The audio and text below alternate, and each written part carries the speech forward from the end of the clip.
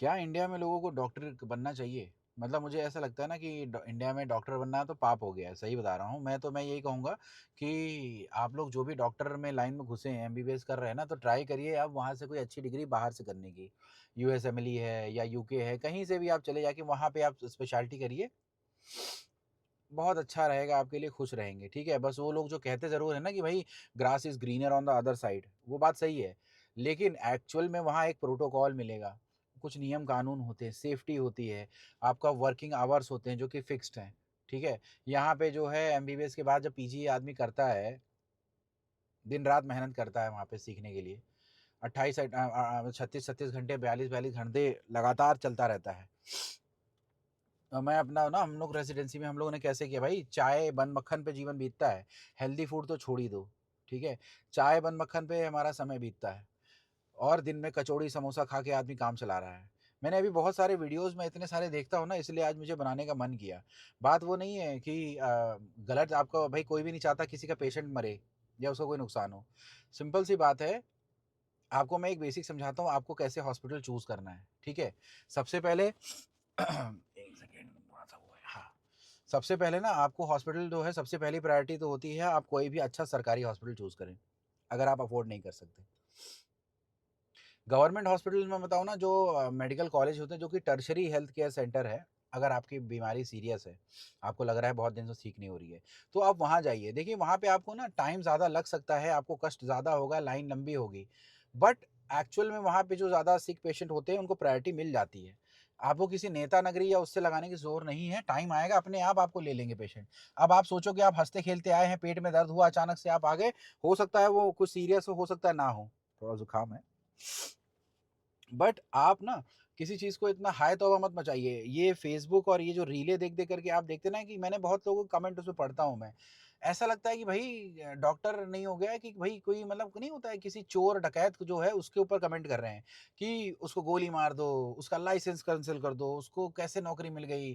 फिर कुछ जो श्रद्धालु होते हैं वो आ जाते हैं कास्ट के ऊपर में कि ये नीचे के कास्ट से करके 40% वाला आदमी आया है। ठीक है?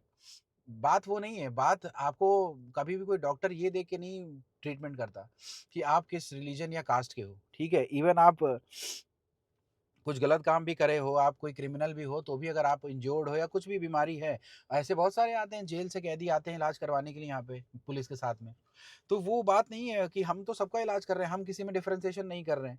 आप लोग क्या करते हो ना, मैं बताता हूँ आप क्या करते हो। आप लोग को जैसे कोई बीमारी होती है, आप छोटे एरिया में जहाँ रहते हो, आप सबसे पहले आते हो किसी झोला छाप के पास में, ठीक है? झोला छाप इन द सेंस, या तो वो कुछ जानता ही नहीं, कंपाउंडर-वम्पाउंडर टाइप का है, या कहीं का पुराना कहीं छोटा-मोटा कहीं कोर्स नर्सिंग का कर लिया, या किसी का असिस्टेंट था, कुछ भी है। या होम्योपैथी, आयुर्वेदिक जो भी हो सकता है, कोई भी हो, तो वो क्या करेगा, वो एलोपैथिक ब्रांच में जा करके वो सबसे पहले तरीका क्या है, छोटे हॉस्पिटल में आप जाओगे, सबसे पहला सेटिंग करने वाला होता है एम्बुलेंस ड्राइवर, ठीक है? एम्बुलेंस ड्राइवर वो उसका कमीशन होता है बँधा, सच्चाई है ये, सबको पता है। हर एम्बुलेंस में जो पिक्चरों में दिखाता है ना, वो यही है कि भाई वो सबसे पहले अपने जानने वाले हॉस्पिटल में 2-4 हॉस्पिटल होते हैं, छोटे वाले, जो कि डॉक्टर नहीं चला रहा है उसको, क्योंकि उसका है ही नहीं। वो किसी न किसी इसी पार्टी का है, जैसे कोई टेक्नीशियन है, कोई ओटी स्टाफ है, या कोई झोला छाप है, या आयुर्वेदिक, होम्योपैथिक जिसने हॉस्पिटल खोला, जिसके पास पैसा था, खेत बेच के बना लिया। तो वो क्या करेगा ना, आपको कोई भी बीमारी हो, वो बड़ी-बड़ी एंटीबायोटिक चला देगा। सारी हेवी-हेवी, फॉर एग्ज़ाम्पल मैं बताऊँ कि एक इंजेक्शन आता है मीरोपेनम, आप लोग सर्च कर लेना।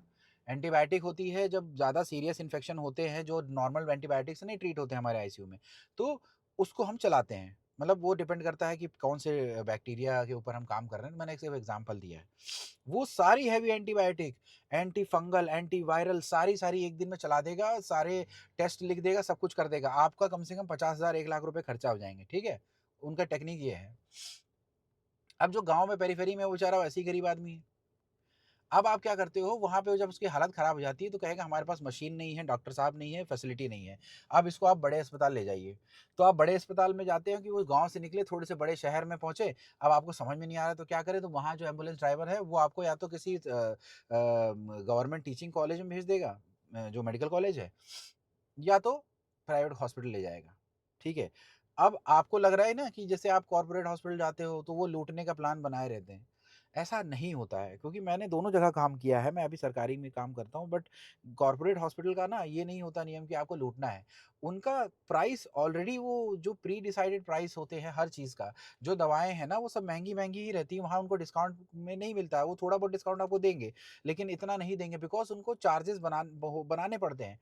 उनका बेड का खर्चा है, आपके जो इलेक्ट्रिसिटी है, आपका जो स्टाफ है, जो आपके लगातार लगा हुआ है। सरकारी में एक नर्सिंग स्टाफ आपको 10 मरीज़ या 15 मरीज़ पे मिलता है, इतना ओवरबर्डन्ड है।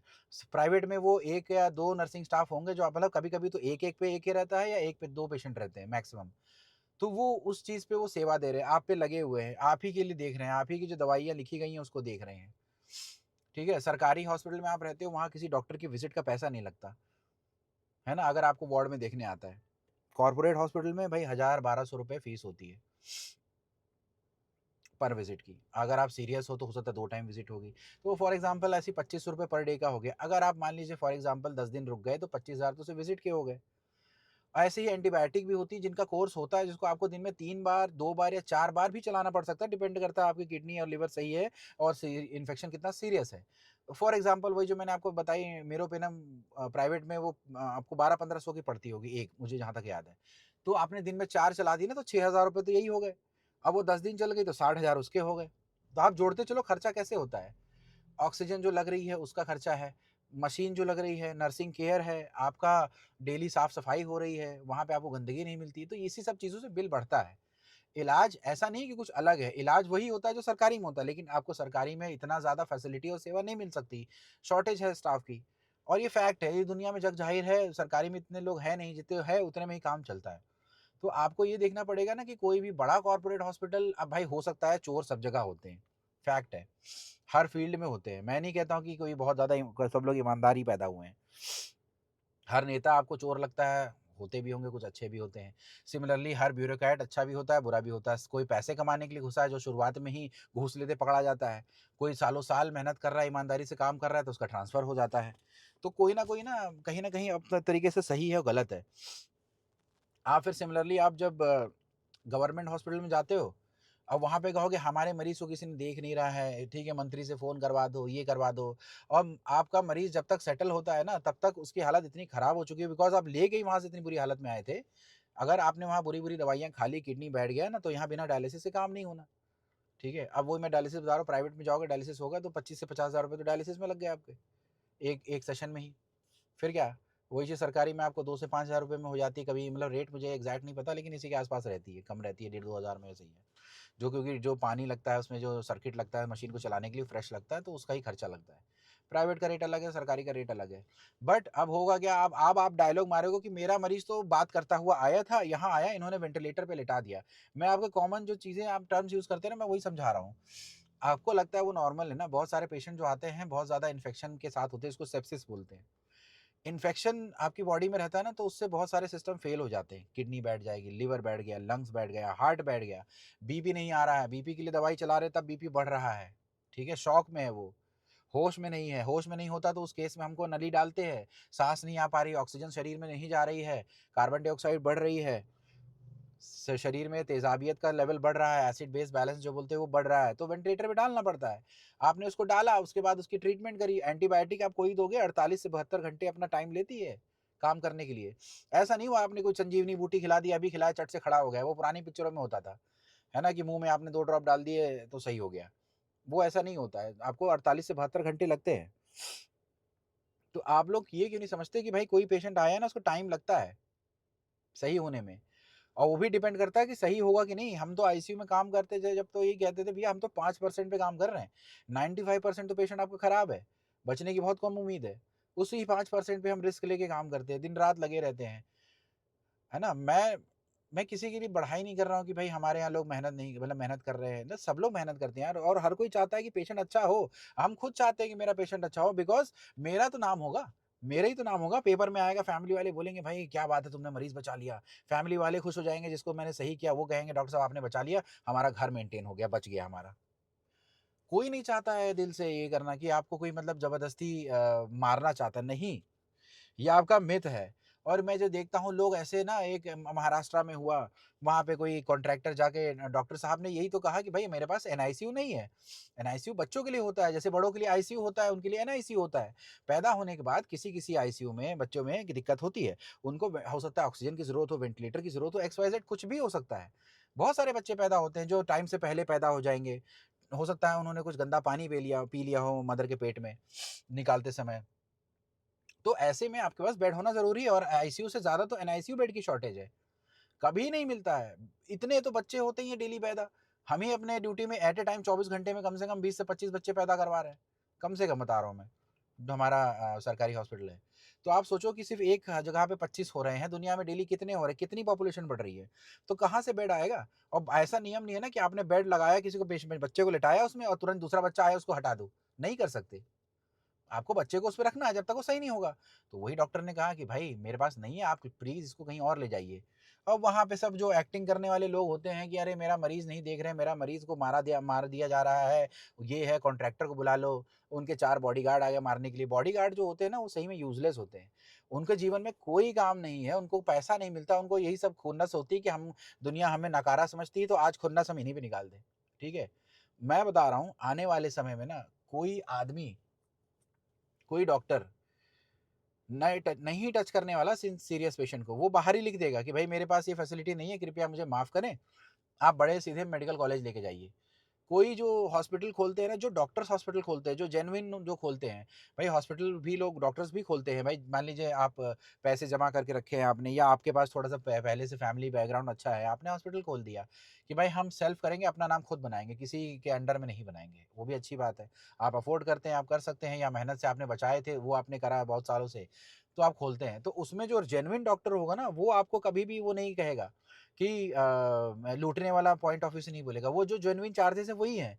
और ज़्यादातर हॉस्पिटल्स में पर डे क्लीयरेंस की बात होती है कि भाई आपका आज का बिल इतना हो गया है, आप इसको क्लियर करा दीजिए। अब आप मान लीजिए कहेंगे मेरे पास पैसा नहीं है और मरीज़ 10 दिन रुक गया, और एग्ज़ाम्पल पर डे का खर्चा 50,000 रुपए है, तो 10 दिन में 5 लाख हो गए। तो भाई आप उसमें क्या एक्सपेक्ट करोगे? डिस्काउंट कैसे दे देगा? 5 लाख एक, और उ 10 दिन के बाद मरीज़ मर गया तो कहोगे कि मरीज़ की लाश ले जाने के लिए पैसे माँग रहे हैं। भाई मरीज़ की लाश तो कोई नहीं रोक रहा है, उसको भी पता है। क्यों ये सब चीज़ों में गलत काम करने जो सही चीज़ें करके हो सकती हैं। वो मरीज़ वो नहीं रोक रहा है, वो कह रहा है भैया जो हमने इतना मेहनत करी, इतना खर्चा उसमें सामान लगाया है, उसका पैसा माँग रहा है वो। लेकिन आपको उसमें गलत ट्रीट न मेरे को मीडिया को फ़ॉलो तो कतई ना करना। जो मीडिया है वो सिर्फ़ फ़र्ज़ी-फ़र्ज़ी चैनल चलाती है, कि उनको कमाना है, और डॉक्टर से अच्छा टीआरपी तो किसी की है ही नहीं, कि डॉक्टर आज ये कर रहा था। बुरे हर जगह लोग होते हैं, कुछ लोग होते हैं जो भाई पैसे के लिए काम करते होंगे, जो नहीं देखते हैं किसी का भला। लेकिन मेजॉरिटी जो पब्लिक है ना वो नहीं करती है ऐसा, सच्चाई तो मैं बताऊँ, मैंने दोनों जगह काम किया है, सरकारी प्राइवेट दोनों, ठीक है? तो बस मेरा ये कहना है ना कि आप कभी फ़ॉरेन में जाइए, मेरे कई फ्रेंड्स बाहर हैं, ठीक है? उनके बच्चे को एक दिक्कत हो रही थी, वहाँ पे उनका होता है पहले एक छोटा हॉस्पिटल सरकारी जो पीएचसी होता है वो, सामुदायिक स्वास्थ्य केंद्र जो कहते हैं, वहाँ उन लोग का नाम लिखा जाता है, कि ठीक है आपको कोई दिक्कत होगी तो आपको हम फ़ॉलो करेंगे। उसके बाद करीब 15-20 दिन, 1 महीना, 2 महीना वहाँ देखते हैं, अगर नहीं सही होता, फिर वो आगे एक एमडी के पास भेजते हैं। जैसे हमारे एमबीबीएस है, फिर एमडी है, फिर डीएम है। वैसे तो एमबीबीएस के बाद अब वो एमडी के पास भेजेंगे। वो महीना 2 महीना आपको देखेगा। अब उसको नहीं समझ में आता है ना, तब वो आगे रेफ़र करता है। तो ऐसे करते-करते 5 से 6 महीने लग जाते हैं। आप डायरेक्टली किसी डीएम से नहीं मिल सकते हो, ठीक है? वहाँ पे तो उसको इतनी दिक्कत थी, मैंने ऑनलाइन वीडियो कॉल पे एक अपने फ्रेंड से बात करवाई, उसको दिखवाया उस पेशेंट को ऑनलाइन उनके बच्चे को। उन्होंने कहा कोई घबराने की बात नहीं है, आप टेस्ट करवाइए और बाकी जो है इसमें कोई दवाई नहीं देनी, सब सही है, वेट करिए। तो उनको शांति मिली। तो आपको जो ये एक्सेस है ना कि आप अपने डॉक्टर दोस्तों में, फैमिली फ्रेंड में, या किसी को चट से फ़ोन घुमा देते हैं, हेलो डॉक्टर साहब दर्द हो रहा है सर में क्या करूँ?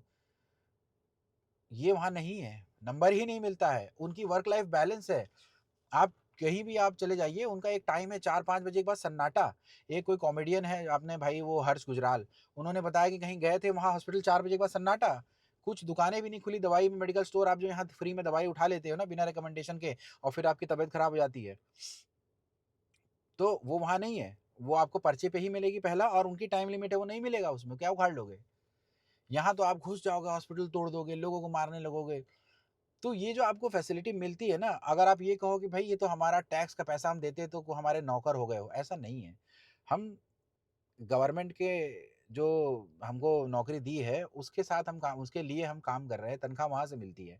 और जितना आप कह रहे हो टैक्स देते हो, उतना हम भी टैक्स देते हैं, तो वो पैसा टैक्स वाला हमें भी वही उतना ही मिल रहा है, जो घूम कर के आपको मिलता है। सैलरी स्ट्रक्चर डिफरेंट हो सकता है, तो ये बात ना कहिए कि आप हमारे नौकर हैं। नहीं, नौकर-वोकर की कोई किसी का नहीं है, ना कोई किसी का मालिक है। हमने ये फ़ील्ड चूज़ करी है, हमको मन था डॉक्टर बनने का, ठीक है? और अगर देखिए, सरकारी डॉक्टर है, ज़्यादा पैसे नहीं कमाता, सब सरकार की नज़र में होता है। कुछ लोग प्राइवेट प्रैक्टिस करते होंगे, उनको थोड़ा बहुत एक्स्ट्रा हो जाता है। कॉर्पोरेट हॉस्पिटल वाले में सैलरी अच्छी होती है, बिकॉज़ उनके नाम से पेशेंट आता है, उनका अच्छा अर्निंग होती है। सिमिलरली आप अपना हॉस्पिटल खोलते हो, उसमें भी अच्छी अर्निंग होती है। तो वहाँ पे लोग सक्सेसफुल हैं, वो लोग पैसे कमाते हैं, महँगी-महँगी गाड़ियाँ लेते हैं, ट्रिप्स करते हैं बाहर के, तो क्योंकि वो कमा रहे हैं, मेहनत कर रहे हैं। सरकारी में आपका फिक्स्ड अमाउंट सैलरी है, जो टाइम लिमिट ड्यूटी की है, वो उसमें कर रहे हैं। जब आप सीखने के टाइम पे रहते हैं ना, तो आप दिन भर काम करते हो, तब आपको पैसा नहीं मिलता है ज़्यादा। आप उसमें भी काम करते हो सीखने के लिए, बिकॉज़ आपको डिग्री चाहिए। जब आप कहीं सीनियर हो जाते हो, एज़ अ फैकल्टी जॉइन करते हो, उनको पढ़ाने के लिए, उनको गाइड करने के लिए, तो वहाँ आपकी थोड़ी सैलरी स्ट्रक्चर बढ़ जाती है। बट वो भी किसी के सामने ही रहती है, ऐसा नहीं कि कोई छुप के आ रहा है। सब सैलरी स्ट्रक्चर में दिखता है, कितना टैक्स, कितना क्या है। तो पैसे के लिए कोई काम नहीं कर रहा है यहाँ पे, पैसा तो काम भर का ही मिल रहा है, ठीक है? बट ये होता है कि हाँ, अगर हम यहाँ किसी का भला कर सकें, एक मरीज़ भी सही हो जाए उसमें, जो खराब आते हैं यहाँ पे, तो उसमें ही हम खुश हो जाते हैं कि हाँ भाई, हमें अच्छा लगा, मेरा मरीज़ सही हो गया। मैं आईसीयू में ड्यूटी कर रहा हूँ, मरीज़ कहता है कि सर आप थे तो यहाँ मेरे मरीज़ पे और फ़ोकस हुआ है। आपने देखा है उसको, अच्छा क्वालिटी दी है उसको, जो सरकारी में नहीं मिलती, वो आपने ट्राई करने की कोशिश करी है, हेल्प करी है उसकी, लगातार लगे रहे हैं। तो मेरे को यही सुन के खुशी हो जाती है। देखो, मरीज़ तो हम सेवा करते हैं, कई महीनों मरीज़ों को हमने आईसीयू में महीनों 2 महीनों तक रखा है, वो सही होके घर गया है, आज खुश है। तो ऐसा नहीं है, जो सरकारी में है वो दिक्कत है, या प्राइवेट में है तो वो पैसा बना रहा है, ना। खर्चा तो ऑब्वियस सी बात है। और आप लोग इंडिया वाले में दिक्कत ये है ना, आप लोग पैसे से कंपेयर करते हो। मरीज़ बच गया तो भगवान ने दे दिया, मर गया और पैसे का बिल बढ़ गया आपका ज़्यादा, तो भैया ये देखो, पैसा ले लिया इनने और हमारे मरीज़ को मार दिया। मेरे 15 लाख रुपए लग गए और मेरा मरीज़ बचा नहीं। भई, ऐसे तो जो करोड़पति जो बिज़नेसमैन है, चाहे वो अंबानी है या जो भी हैं बड़े-बड़े लोग, तो वो तो अमर हो जाएँगे, क्योंकि उनके पास तो कोई फैसिलिटी की कमी ही नहीं है ना? लेकिन उनको भी हेल्थ के लिए कोई खरीद नहीं सकता, हेल्थ कभी नहीं खरीदी जा सकती। आप हेल्थ को मेंटेन करने के लिए जो टेस्ट हैं या दवाएँ हैं, वो खरीद सकते हो, उसमें प्राइस का फ़र्क आ सकता है कि आप महँगी दवाई आप ले सकते हो, जो एक ही बनती है करोड़ों में, वो लोग ले सकते हैं, हम नहीं ले सकते। इवन हम क्या, हम सरकारी एम्प्लॉयी हैं, तो हमें भी करोड़ों की दवाई नहीं मिलने वाली कहीं पे, है ना? तो हमको भी दिक्कत होगी। बट हेल्थ आप नहीं खरीद सकते, सिंपल सी बात है। आप अपने आप को फिट रखने के लिए अच्छा खा सकते हो, एक्सरसाइज़ कर सकते हो, टाइम से आप अपना रिलैक्स कर सकते हो, स्ट्रेस फ्री रह सकते हो, और जो दवाइयाँ बताता है उसको फ़ॉलो करिए। कई लोग हैं, बीपी की दवाई बताई खाने को, नहीं खाते हैं, अचानक से ब्लीड हो गया सर में, गए काम से, लेटे हैं आईसीयू में महीनों-महीनों तक, नहीं रिकवर हो रहा है। फिर एक सिंपल सी बीपी की गोली खाने को बोला, बीपी मेजर करने को बोला, नहीं करते। शुगर को बोलते हैं मेंटेन करो, चेक करो, दवाई खाओ, नहीं खाएँगे, अचानक से इतना ज़्यादा हो जाएगा। हम लोग उसको कहते हैं, मान लो एक मतलब पेशेंट अनकॉन्शियस हो गया, डीके कहते हैं, डायबिटिक कीटोएसिडोसिस, बहुत ज़्यादा तेज़ाब बन जाता है because of high sugar system में। तो बहुत सारी चीज़ें हैं जो बेसिक आप आपके हाथ में है, लाइफ़स्टाइल डिसीज़ेज़ जो आप कंट्रोल कर सकते हो, वो आप नहीं करते हो, और कहते हो डॉक्टर ने मार डाला। कोई नहीं करता दादू, कोई नहीं करता है। आपको ना, ये मैं जो सच्चाई बता रहा हूँ, आपको हो सकता है समझ में आए, हो सकता है ना आए। मेरा तो कोई उससे फ़र्क नहीं पड़ रहा, मैं तो अपना काम कर रहा हूँ, मेरे को उसी की तनख्वाह मिलती है। आज बहुत दिन से मैं देख रहा था कि लोगों को ऐसा हेट कमेंट्स मैं देखता हूँ ना, कि डॉक्टर को मार डालो, उसको लाइसेंस कैंसल कर देना चाहिए, ठीक है? भई, लाइसेंस कैंसल कर दोगे, वो आप कह रहे हो ना बड़ा आसान से, उसको कितनी जान लगी, कितनी मेहनत लगी उसको करने में, कितना टाइम लगा उसको, दिन-रात एक कर दिया उसने, तब जाके वो टॉप ऑफ द क्लास रहा है, अपने स्कूल में, ठीक है? वो चाहे कोई भी रिलीजन या कास्ट का बंदा हो, वो अपने टाइम पे मेहनत करा था, तभी वो वहाँ पहुँचा है। और मेरा तो बस यही सवाल है आपसे, जो आप लोग है ना मारने-पीटने पहुँच रहे हो, कितने लोग हैं आप अपने बच्चों को कहते हैं कि आपको अच्छे नंबर लाने हैं, आपको डॉक्टर, साइंटिस्ट, इंजीनियर बनना है या आईएएस बनना है। मैंने तो नहीं सुना कि कोई ट्रेनिंग देता हो बोलेगा तुम्हें बाबा बनना है या तुम्हें नेता बनना है। ऐसा तो कोई नहीं कहता है। आप बनाते हो डॉक्टर ही है, तो क्यों बनाना चाहते हो भाई? ऐसी सिचुएशन में अपने बच्चों को डालना चाहते हो जहाँ आप दूसरों को डाल रहे हो, कि कहीं आने वाले समय में कोई किसी को गोली मार दे या कुछ कर दे, चला जाए, आप कुछ नहीं कर पाओगे, है ना? मूवीज देख देख करके आजकल सबको ऐसा हीरो बनने का शौक है, बिकॉज जस्टिस तो कहीं मिलना नहीं है, डॉक्टर को गोली मार दिया जा रहा है, कोई चाकू मार दे रहा है, कोई कुछ कर दे रहा है, और जस्टिस मिलने से रहा। बेचारा डॉक्टर का फैमिली बस घूम रही है। कलकत्ता में डॉक्टर का रेप हो गया, कुछ नहीं हुआ, है ना? गायनी में, अरे गायनी कह रहा हूँ, सॉरी, राजस्थान में एक फीमेल डॉक्टर थी जो गायनेकोलॉजिस्ट थी, उन वहाँ पे कुछ कहानी हुई, फ़ॉल्स एलिगेशंस लगाने लगे, इतना प्रेशर दिया, वो बेचारी ने सुसाइड कर लिया। अभी रिसेंट में एक लिप सर्जरी किसी बच्चे की हुई, वहाँ पे जो डॉक्टर थे वो भी स्ट्रेस में आके मुझे लग रहा है उन्होंने भी सुसाइड कर ली, जो मैंने देखा खबर। तो भई यही होगा, या तो भाई डॉक्टर छोड़ के चला जाएगा, या ऐसा आप परेशान किसी को कर दोगे ना तो वो सुसाइड ही कर लेगा। उसमें नुकसान सिर्फ़ आपका है। मैं आपको बता रहा हूँ, आप ही का नुकसान हो रहा है। आने वाले समय में एक आप बता देना ना, कोई ढंग का हॉस्पिटल आपको जो देख ले, यही झोला-छाप उसका फ़ायदा उठाएँगे और फिर आपको लूटेंगे, आपका मरीज़ मर जाएगा, आप वहाँ कुछ नहीं कर पाओगे, कोई नहीं उखाड़ पाओगे, बिकॉज़ झोला-छाप ने सबको पैसे दे रखे हैं। वहाँ पे जो लोग हैं, नेता नगरी और सबको, ठीक है? आप कुछ नहीं उखाड़ पाओगे उसका। और गलती हमारी भी है ना, डॉक्टर्स में कोई यूनिटी है नहीं, सीधी बात है। लोगों को लगता है कि भाई हम बहुत अच्छा काम कर रहे हैं, लेकिन यूनिटी नहीं है। कोई एक मार खा जाता है तो भी वो आदमी काम ही कर रहा है, क्यों करना है भाई? सपोर्ट करो ना यार, गलत ना हो, तुम्हारे साथ भी हो सकता है। लेकिन सच्चाई यही है। तो प्लीज़, अगर आपको ऐसा लगता है, आप कुछ चाहते हो कि इंडिया में अच्छे डॉक्टर्स बचें, तो थोड़ा सपोर्ट करिए, थोड़ा समझिए, पढ़ के जाइए। पहली बात तो मैं ये कहूँगा, जो मैं बताने जा रहा था, आप कोई भी डॉक्टर को दिखाने से पहले उसकी डिग्री तो एक बार चेक करिए। वहाँ लिखी होती है, उनका रजिस्ट्रेशन नंबर लिखा होता है बाहर, वो लिखते हैं। तो जो जेन्युइन डॉक्टर होगा ना, वो फलाने शॉर्ट फॉर्म नहीं लिखेगा, एड़े-बेड़े, डीडीवीसी, सीसीपीसी कुछ नहीं। सिंपल एमबीबीएस, एमडी, डीएम, या एमबीबीएस, एमएस और एमसीएच। एमएस वाला एमएस और एमसीएच और सर्जिकल फील्ड हो गई। डीएम और एमडी जो है आपके मेडिसिनल फील्ड हो गए, ठीक है?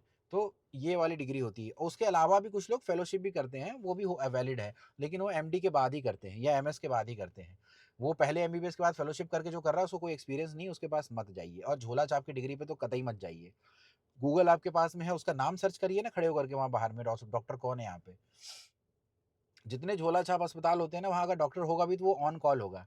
फ़ोन करेंगे, डॉक्टर साहब आ जाइए। अब डॉक्टर साहब मान लीजिए है ही नहीं शहर में, वो कहेंगे हम कल आप आएँगे, तो तब तक वो चूरन-चटनी चलाते रहेंगे वहाँ पे, मरीज़ की हालत ख़राब हो जाएगी। अगर बॉस आ गए भाई डॉक्टर साहब, तो वो देख लेंगे, फिर देखेंगे भाई तुमने तो ख़राब कर दिया, अभी हम नहीं देख पाएँगे, तुम आगे बढ़ा दो, तो वो चला जाएगा। तो कोई भी ऐसे बेकार से अस्पताल में मत जाइए, अच्छे हॉस्पिटल में जाइए, या सरकारी जाइए, प्राइवेट नहीं जाना, सरकारी जाइए, वेट करिए थोड़ा-सा, समय दीजिए। सरकार ने आपको हाई क्वालिटी सामान सस्ते में दिया है। ट्राई करिए उसका यूज़ करने का, थोड़ा पेशेंस रखिए, मार-धाड़ मत करिए। और अगर आप अफ़ोर्ड कर सकते हैं, इंश्योरेंस ज़रूर लीजिए, life insurance, term insurance, health insurance, आपके काम आएगा। किसी पे डिपेंडेंसी नहीं रहेगी, तो जाइए कॉर्पोरेट हॉस्पिटल में, वहाँ कराइए इलाज, अगर जल्दी आपको करना है तो, ठीक है? इसलिए आजकल आप देखोगे रोड साइड में कोई किसी को उठाता नहीं जल्दी एक्सीडेंट में, क्यों? कोई कौन पछड़े में पड़ेगा भाई? पब्लिक ही नहीं पड़ना चाहती कि भाई कहीं लीगल केसेस में फँस जाएँगे, दौड़ते रहेंगे, जीवन बर्बाद हो जाएगा। कोई नहीं चाहता किसी चीज़ में पढ़ना। तो मैं यही कह रहा हूँ ना कि अगर आपको जेनुइनली लगता है ना कि कोई कुछ काम कर रहा है, तो उसको अच्छे से करने दो। थोड़ा समय दो। उसने पढ़ाई करी है, उसी चीज़ की पढ़ाई करी है। कह देंगे गलत इंजेक्शन लगाने से मर गया। अरे भाई, अगर गलत था तो तुम सही लगा लेते, ठीक है?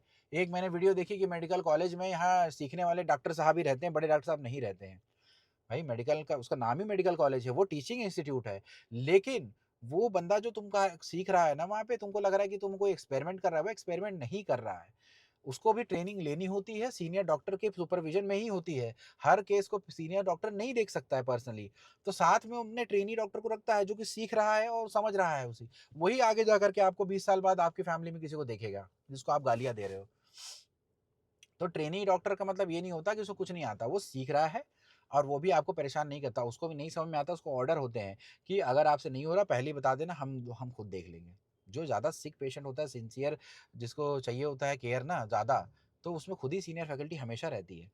बट जो सिंपल सा केस है जिसमें कोई ज़्यादा इतना काम नहीं है, कि डिहाइड्रेशन का केस है, आपको सिर्फ एक कैनुला लगाना है, आईवी फ्लूइड देना है, थोड़ा-सा रेस्ट कराना है बस, तो वो तो कोई भी कर सकता है, ठीक है? तो इसका मतलब ये नहीं कि डॉक्टर की नज़र नहीं है, डॉक्टर सीनियर के पास सारी फाइलें रहती हैं।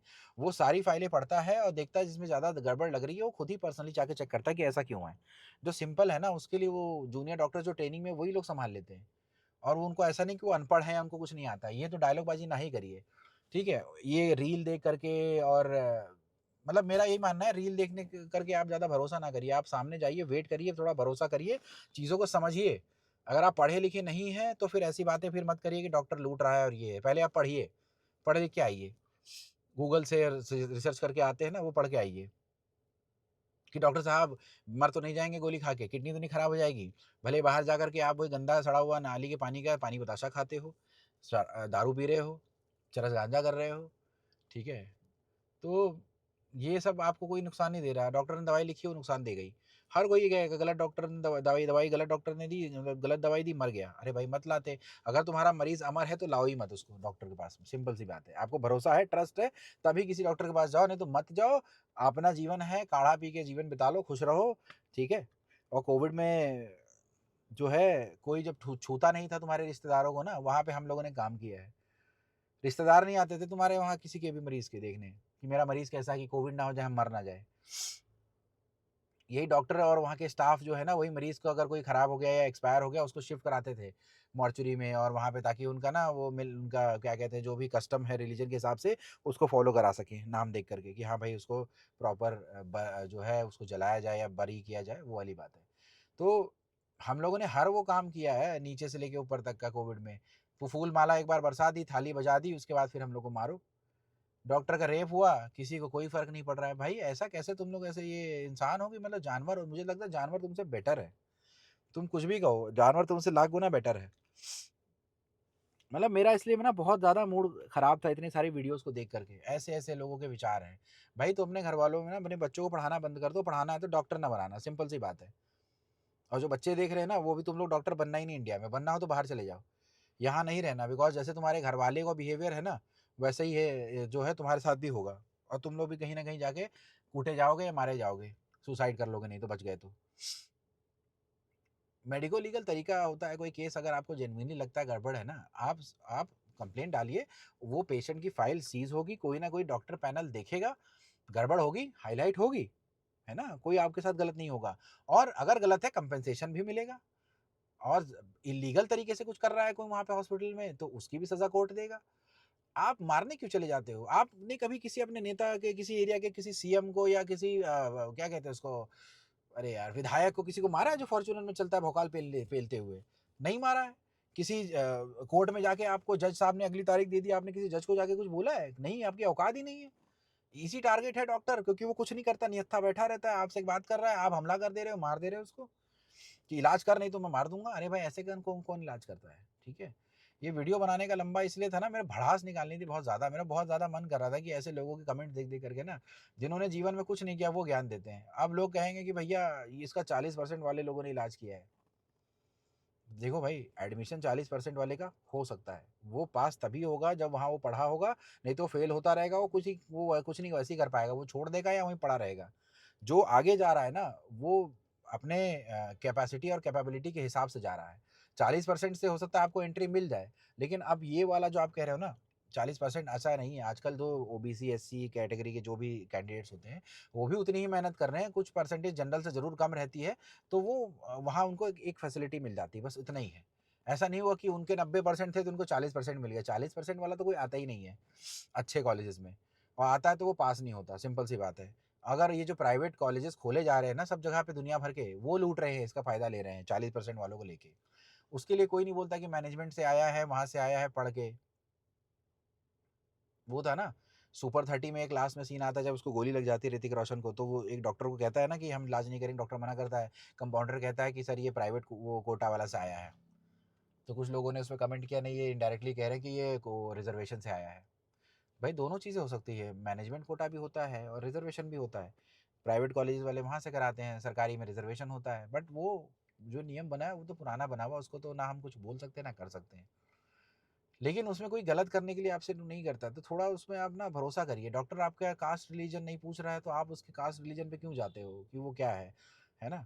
हो सकता है भाई कोई जनरल का ही डॉक्टर हो, लेकिन वो प्राइवेट से करके आया हो, ना आता हो उसको कुछ, को या China, Japan, Russia, Kuwait, Afghanistan से करके आया हो, ना आता हो उसको कुछ, तो ऐसा नहीं कह रहा हूँ कि कोई गलत है। सब लोग अपना काम कर रहे हैं, सीखना चाहते हैं, कहीं न कहीं से बन के डॉक्टर चुपका चाहते हैं कि जो यहाँ नहीं बन पाए, सीटों की कमी थी, कॉम्पिटिशन इतना ज़्यादा है, तो बाहर से करके आ गए। बट बस मेरा ये मानना है कि आप लोग थोड़ा-सा सपोर्ट करिए, अपने डॉक्टर पे ट्रस्ट करिए। हमेशा एक बार उसकी डिग्री ज़रूर चेक करिए।